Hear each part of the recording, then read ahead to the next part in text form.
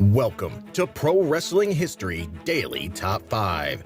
I'm your host, the eclectic gentleman, Stephen Watts, and join me as I count down the top 5 moments for this day in pro wrestling history. But before we get started, don't forget to like, share, and subscribe.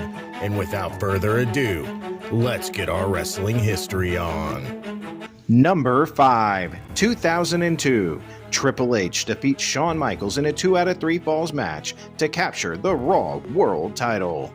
Number 4, 2002. Kurt Angle defeats The Big Show to capture the WWE World Heavyweight title. Number 3, 1995. A tribute show to Stu Hart was held in Calgary, Alberta, Canada at the Calgary Corral, the site of many Stampede Wrestling shows. Obviously, the WWE had heavy involvement, with the main event being WWF World Heavyweight Champion Bret Hart defeating Davey Boy Smith. Number 2, 1977.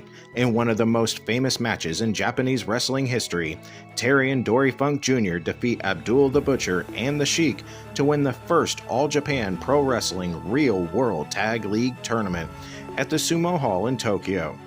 For years, the Real World Tag League Final would be considered the biggest event of the year for All Japan. The Funks had become hugely popular in the country, breaking the unwritten rule that American wrestlers were always the heels in Japan. The tag tournament would go on to become an annual highlight and the biggest money draw, making Tour of All Japan's year. Number 1, 1963. The most important figure in the history of professional wrestling in Japan, Rikidozan, dies of complications from a stab wound suffered on December 8th at the age of 38.